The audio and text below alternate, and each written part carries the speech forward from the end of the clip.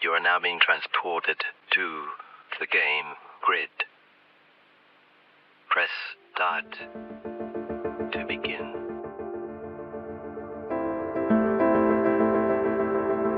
Coin detected. Hey, it's Retro Rob, back from another much-needed vacation. I hope you enjoyed the last episode with Digital Doug talking about Zaxxon. He goes by Dig Doug, but I will never ever call him that. Don't get me wrong, Doug is a super nice guy and all, and I would never want some weird freak accident to happen to him. But Dig Doug? Yeah, dream on, Doug. Anyway, here we are, back for another episode of Coin Detected, where we dive into the history and legacy of 1980s video arcade games and the people who built them. Visit coindetected.com to listen to the latest episode. Today's game is BurgerTime. Even if you've never played it, the name alone probably makes you smile. It's that quirky arcade classic about a little chef scrambling to build giant hamburgers while being chased by angry food. It sounds absurd because it is, delightfully so. The game first sizzled onto the scene around the same time as many of the most popular video arcade games way back in 1982, cooked up by the imaginative minds at Data East in Japan. In fact, BurgerTime wasn't even called BurgerTime at the start. In Japan, it debuted under the straightforward title Hamburger, but Data East changed it to the catchier BurgerTime for international release. The premise was so off the wall that it fit right in with Data East's company culture. Years later, one former Data East developer explained that management wanted their games to stand out as weird and different from everything else on the market. BurgerTime certainly lived up to that mandate. There was nothing quite like a burger-building escapade in arcades at the time. The original Japanese version of BurgerTime ran on an experimental piece of hardware called the Deco cassette system. Now, this was a bold idea. Instead of dedicated circuit boards for each game, Data East used proprietary audio cassettes to store games, which arcade operators could load into a base cabinet. In theory, it allowed arcade owners to swap games easily. In practice, well, those tapes weren't so durable. They took a long time to load, and after repeated plays, they'd wear out quickly. Nothing like a chewed-up tape to put your arcade game out of order. BurgerTime was one of the more successful titles on the cassette system, but as its popularity grew, it quickly outgrew that fragile format. Data East's American partner, Bally Midway, saw the game's potential and licensed it for North America. Midway engineered a dedicated BurgerTime circuit board, ditching the cassette loader entirely. The result was a more reliable machine that could be produced in large numbers, and indeed it was. By industry estimates, around 22,000 BurgerTime arcade cabinets were produced, which made it a common sight in arcades everywhere. The Midway version and the original Data East version played the same, but keen-eyed players noticed tiny differences. For example, the Midway cabinet's attract mode says "Get ready" when a life begins, whereas the Japanese one said "Game start," and an intermediate Data East version even used a quirky "Game ready" phrasing. These were minor regional quirks. What mattered most was that the game itself was a ton of fun, and players on both sides of the Pacific were hooked. BurgerTime turned into a surprise hit. In Japan, it became the 11th highest-grossing arcade video game of 1982, which is impressive considering it only arrived in arcades late that year. In America, it made a strong impression at the big industry trade show in November 1982, where arcade operators got to try all the new games. One gaming magazine at the time jokingly called BurgerTime the stupidest, silliest game ever, and that's why you couldn't get people off the BurgerTime games with a crowbar. In other words, it was so goofy and so different that people just kept pumping in quarters. The game's goofy charm, from the little chef in his white hat to the renegade hot dogs chasing him, made it an instant crowd pleaser. By early 1983, BurgerTime was widely recognized as a standout title of the arcade golden age. It even picked up an official accolade, a certificate of merit at the 1984 Archie Awards, honored as one of the best video games in its class.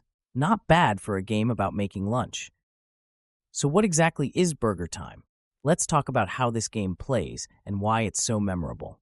In BurgerTime, you step into the shoes of Peter Pepper, a pint-sized chef wearing a traditional chef's outfit and a big white hat, who finds himself in a most peculiar kitchen. Each level is essentially a maze of platforms and ladders, arranged vertically like the rungs of a giant pantry shelf. Scattered across these platforms are massive burger ingredients, the buns, the juicy patties, and the fixings like lettuce, tomato, and cheese, just hanging out in the open. Your job is to assemble giant hamburgers by walking over each ingredient, which causes that piece of the burger to drop down to the level below. If there's another ingredient right beneath it, that one gets knocked down a level as well, like a stack of dominoes. Eventually, you want each stack of ingredients to plummet all the way to the bottom of the screen, where a row of empty plates is waiting. When a bun, patty, and all the trimmings land on a plate, ding! You've completed one enormous burger. Build all the burgers on the screen, and you clear the level. It's a simple concept, but executing it is anything but easy, because, of course, the food is fighting back. As Peter Pepper scurries up and down ladders and trots across giant slices of bread, he's pursued relentlessly by a trio of villainous foods. They're as iconic as the chef himself. Mr. Hot Dog is a Frankfurter with tiny legs and a mean streak. Mr. Pickle is a green pickle slice who shows up starting on later levels. And Mr. Egg, yes, a fried egg with a face, might be the strangest of them all. These deadly snacks patrol the platforms, trying to corner poor Peter. If any of them touches you, it's an instant loss of life. The chef gets caught, presumably slathered in ketchup, and you have to start your next life. Unlike some other arcade heroes of the era, Peter Pepper isn't a muscular guy, and he doesn't carry laser guns. He can't even jump. So how do you escape an angry hot dog? BurgerTime gives you one single defense: pepper. Peter carries a limited supply of pepper shaker powder, and when you press the button, he flings a cloud of sneezing spice in front of him. If an enemy food is right there, they get a face full of pepper and are stunned, sneezing and immobilized for a couple of seconds. It's just enough time to slip by or even walk through them and get to safety. But you only have a few pepper shots at the start of each level. You can literally count them on the UI, so each one is precious. To get more, you have to nab bonus food items that occasionally pop up on the screen, like a nice, refreshing cup of coffee, an ice cream cone, or a box of fries. Odd menu for a burger joint, but hey, those treats not only give you extra points, but also refill Peter's pepper by one shaker, so grabbing them can mean the difference between survival and defeat. They appear after you drop a certain number of burger ingredients. Savvy players eventually learn the pattern, like knowing that after, say, 4 ingredients have fallen, a bonus item will appear. A well-timed coffee break can save your skin. The real stars of BurgerTime's gameplay, though, are the burgers themselves. Specifically, how you use them against your enemies. Dropping an ingredient isn't just how you assemble the burgers, it's also your primary weapon aside from the pepper. If one of those enemy foods is foolish enough to step onto a burger piece right as you're walking over it, they get carried down with it as it falls. And when that happens, the weight of their little bodies makes the ingredient drop extra floors.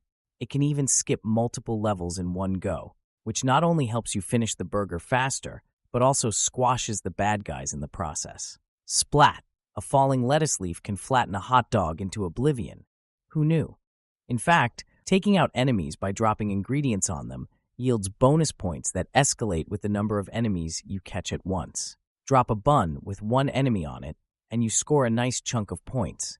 Drop a bun with 2 or 3 enemies riding it, and the score doubles and quadruples for each extra hitchhiker, up to massive points if you somehow manage to trap 5 or 6 baddies on a single falling ingredient.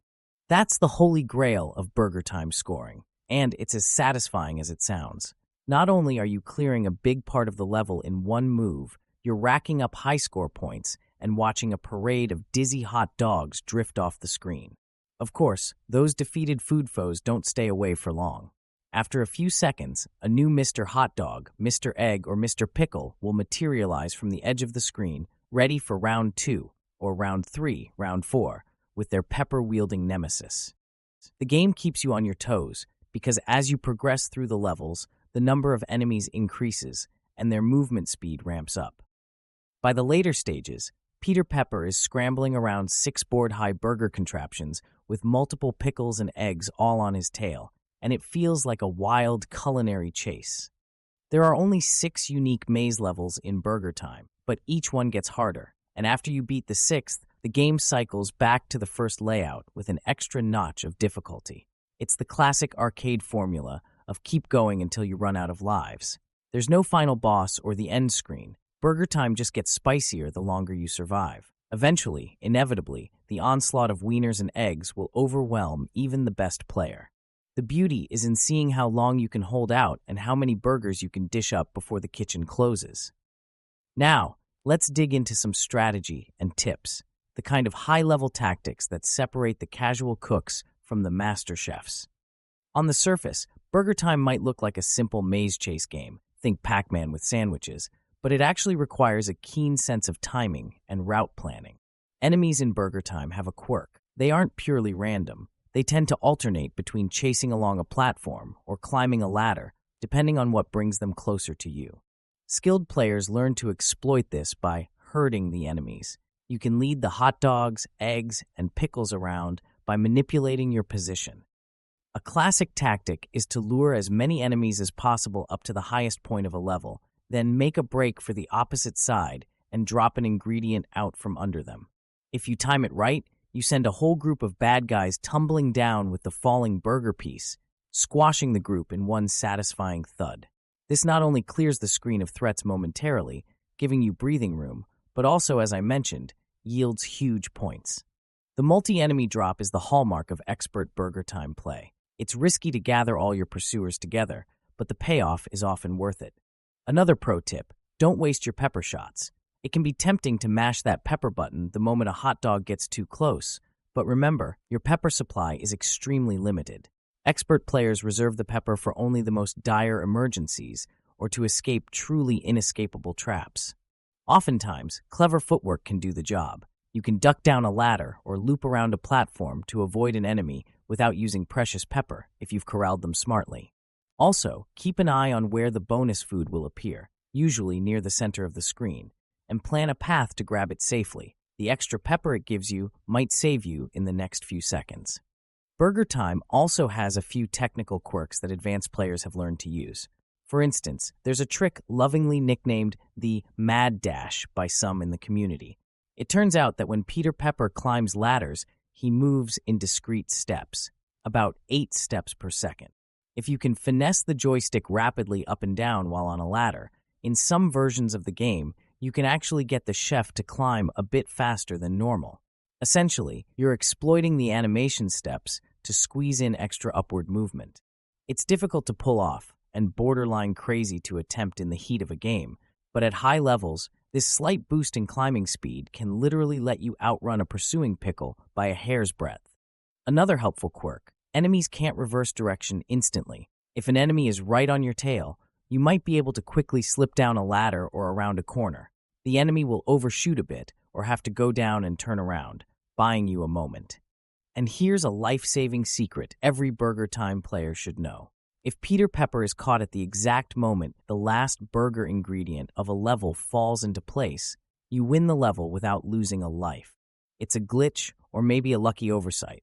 The game basically says level complete just before it registers that you were caught, so it spares you the life loss. Skilled players sometimes deliberately sacrifice themselves at just the right second to clear a level they'd otherwise have failed, leveraging this odd quirk to keep a perfect game going. It doesn't happen often, but when it does, it feels like you cheated death, because, well, you kind of did. We've talked about the gameplay and the strategy, but Burger Time's charm extends beyond the mechanics. It's hard to overstate how much personality this game has for something running on early 80s hardware. The graphics are simple 2D sprites, of course, but they're wonderfully cartoonish. Peter Pepper himself is a cute little chef with a big nose and tiny stick figure legs. The enemy food characters have googly eyes and little limbs. They're adorable and yet menacing in their own way, trundling after you with single-minded determination. Even the burgers are comically oversized. Each patty is bigger than the protagonist. The game's visuals struck a perfect balance between cute and crazy, which helped it stand out. The sounds are equally memorable. Burger Time's background music is a jaunty, repetitive chef's tune that speeds up as the action gets hotter, and there's that unmistakable pepper throw sound effect, a kind of shh noise when you season an enemy. Gamers who grew up in arcades often recall these little audio details with fondness decades later. It all comes together to create a lighthearted, almost slapstick atmosphere. This wasn't a space shooter or a standard maze gobbler. BurgerTime felt like you were starring in a Benny Hill chase sketch set in a diner. Now, in terms of technical details, BurgerTime ran on hardware that was fairly modest even for its time. The Midway board that powered most cabinets was built around a MOS technology, 6502 microprocessor, the same classic 8-bit CPU used in many arcade and home computers of the era, running at about 1.5 megahertz. It also used a second 6502 as a sound controller, ticking along at a slower clock speed, and a couple of simple sound chips, General Instrument AY8910s, for music and effects. All of the game's code and graphics had to fit into a relatively small memory footprint by today's standards. In fact, one reason BurgerTime received that Archie Award in the under 16K ROM category is that its program was extremely compact. The programmers had to be clever and efficient to squeeze the game's logic and data into just a few kilobytes. That meant writing everything in tight assembly language and reusing memory wherever possible. The clever design of the game's 6 levels, for instance, likely involved reusing tiles and objects to save space. Despite these constraints, the developers pulled off a game that felt lively and unpredictable. Interestingly, when Midway re-engineered the hardware away from the tape system, they not only improved reliability, but also eliminated the loading time the Deco cassette version had. If you ever encounter a hamburger running on a Deco cassette cabinet, you'd have to wait through a let-in music and loading sequence at power on to get the game going. The dedicated BurgerTime machines skip that. They boot right up into burger flipping action. It's a small technical note, but one that arcade operators appreciated at the time. Less downtime means more quarters. BurgerTime's success in arcades naturally led to a flurry of interest in bringing the burger craze to home systems.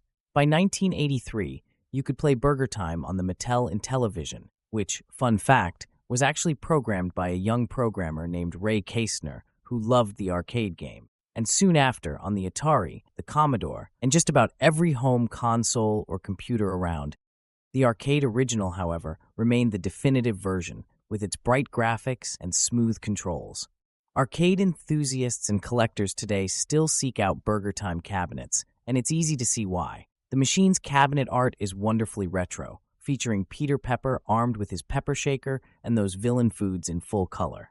The design is so distinctive that one collector remarked that the BurgerTime cabinet is unique, which makes it more special, as part of a game lineup. For a game that had over 20,000 units made, BurgerTime isn't exactly rare, but finding one in great condition these days can be a treat. Many have been loved to death in greasy spoon arcades and pizza parlors. If you ever see one, you'll notice the control panel might even have burn marks where anxious players rested their hands, a testament to how many intense matches that machine has seen. It's a fixture of classic arcade collections and barcades, because even if you're not a serious gamer, who can resist the call of building a giant burger while a hot dog chases you? It's the kind of instantly understandable, universally appealing concept that represents the golden age of arcades at its best. The cultural impact of BurgerTime goes beyond just quarters and high scores. It carved out a little niche in pop culture as the quintessential food game. Before BurgerTime, very few games used food or cooking as a central theme.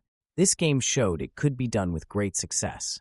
In the wake of BurgerTime, we got other food-themed games like Food Fight and various burger-building clones on home computers with cheeky names like Burger Boy and Burger Chase, as well as an official sequel on the Nintendo Entertainment System called Diner a few years later.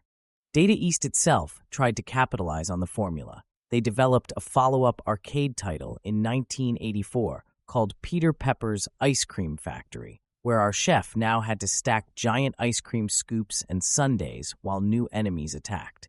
It wasn't quite as big a hit, but it proved Peter Pepper had some staying power as a character. There was even a plan for a third food-themed arcade game, reportedly titled Pizza Time, which would have had Peter tossing pizzas, but that one never made it out of the oven. In 1990, Data East did release Super BurgerTime in arcades, a more modern sequel with updated graphics and two-player co-op play. By then, gaming had evolved and the arcade scene was dominated by fighting games and such, so Super BurgerTime flew under the radar.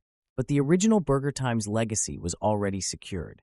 It continued to live on through countless ports, re-releases, and cameos. When Data East went bankrupt years later, another company acquired the rights and kept BurgerTime alive on modern platforms. Even in recent years, you'll find BurgerTime showing up in classic game compilations, and it's a staple at retro arcades and gaming conventions. The image of Peter Pepper being chased by a hot dog has become one of those enduring icons of the early arcade era.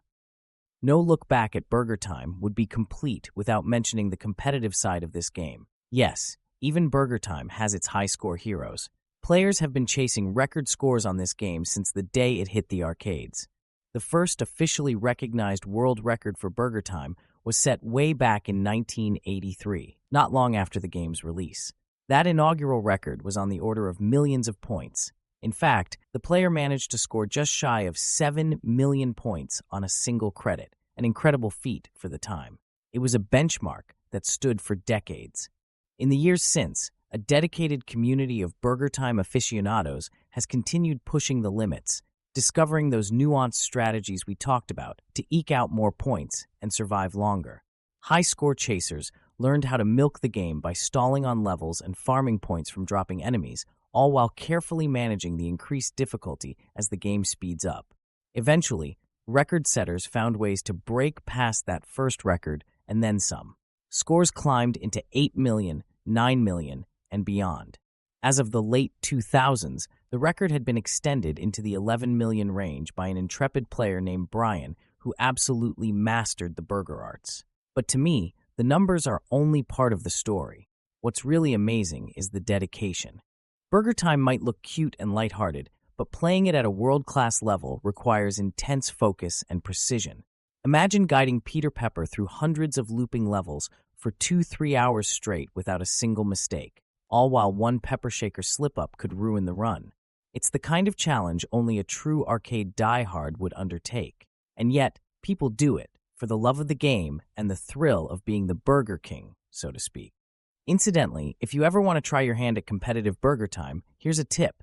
The game has no official ending, but as the levels keep cycling, it can reach a point where the difficulty maxes out or the game's memory overflows. Reaching that deep into the game is itself a badge of honor.